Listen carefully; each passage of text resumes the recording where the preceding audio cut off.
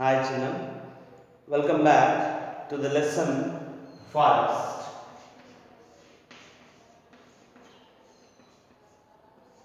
Right? So here forests are the natural resources, the presence of many flora and fauna, and as well as we discussed about how do the living and non-living things they interconnected with each other. Right? So in this session let us know more about the forest ecosystem. Right?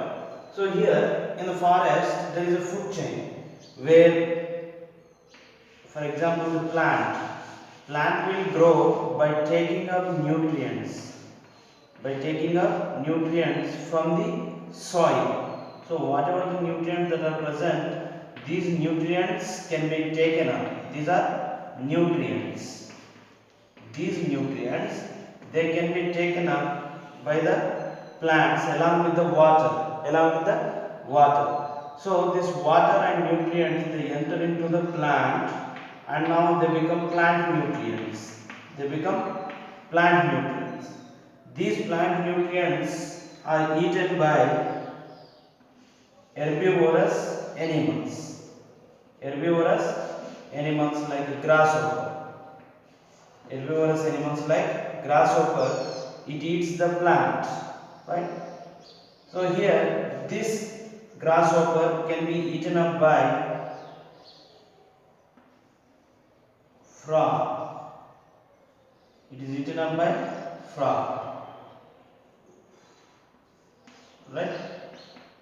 So frog eats the grasshopper, and next this is eaten by means what you call, the frog is eaten by snake. It is eaten by snake. We know very well about this. Okay.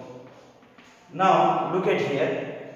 The nutrients that are present in the plant, now they enter into grasshopper. Now when grasshopper is eaten by frog, the nutrients enter into frog. When frog is eaten by snake, the nutrients enter into the snake. Right? Now whenever the snake dies, then what happens? The dead body of the snake can be decomposed by the decomposers. Right? So decomposers, they decompose the dead body of snake. So that what happens? Whatever the nutrients that are present in the snake, it releases out. Not only nutrients, it releases water, carbon dioxide, salts, minerals. All these can be released into the soil.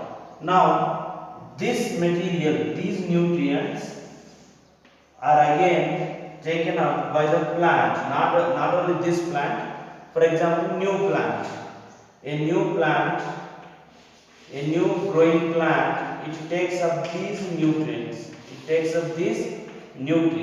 So this cycle will go on. The nutrients, they repeatedly circulate. So here the main importance goes to decomposers. Why? Because they only adding the minerals and salts to the soil, and by using them only the plants are growing. So that here we have to learn about the importance of decomposers. So let us see how do they are important. How do the decomposers are important? Right. So here when you look here, it is the grasshopper eaten the frog, and here frog, grasshopper, and as well as snake, it excretes its wastage. We call it as animal wastage. They excrete the wastages, their excreta, right? Urine or otherwise urine or stool of these animals.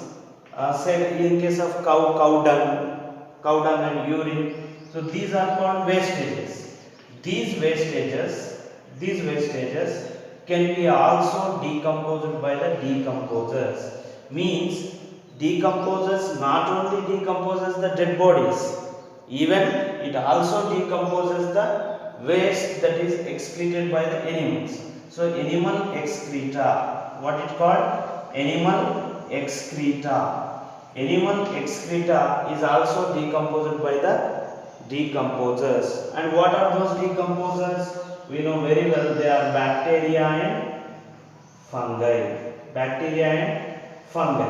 So what is the specialty of bacteria and fungi? Their specialty is that they could able to feed on dead materials. They feed on dead materials. So these dead materials can be decomposed by them and the nutrients are released out. Right? So that's why decomposers are very important in the nature. Right?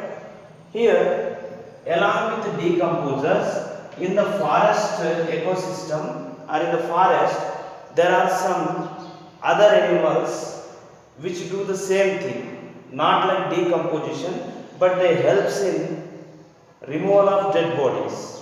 Removal of dead bodies. And what are they called? They are called scavengers. They are called scavengers. Okay, let us see what are called scavengers.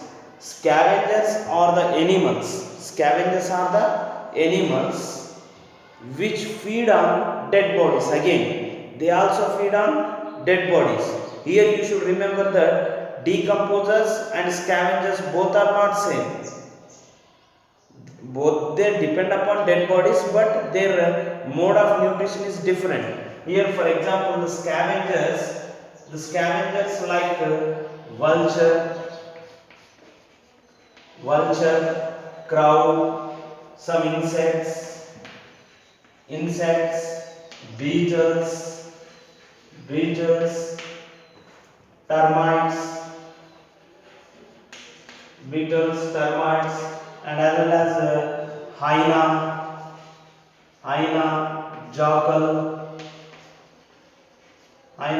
jackal, termites, and some ants. They are called scavengers of the earth. Why they are called scavengers? Because these animals, they feed on dead bodies. For example, if a deer die or dead, then the body of the deer can be eaten by, for example, vulture eaten the dead body of deer. So it is not going to eat the total each and every part of the deer. So some remaining parts will be left over after feeding. So whatever the leftover parts of the deer dead body are there, they can be decomposed by the decomposers. Right? Means here vulture, it is eating the food, that's it. It is not adding any minerals. All these animals, they are not adding minerals to the soil. But who are adding minerals to the soil? Decomposers adding minerals to the soil. Are you getting or not? So that is the difference between decomposers and scavengers. Decomposers and scavengers. So, right? So here, actually, when we enter into the forest is always fresh. It don't have any dirt particles. It don't have any dead bodies. It don't have any dirt materials. Why? Because there is presence of scavengers and decomposers. These scavengers and decomposers, they feed on dead bodies and they are going to clean up the earth. They clean up the earth. The animals like vulture, jackal, hyena, ant, crow, insect, beetles, termites, they are called scavengers. Means they eat the dead bodies. They do not add any nutrients.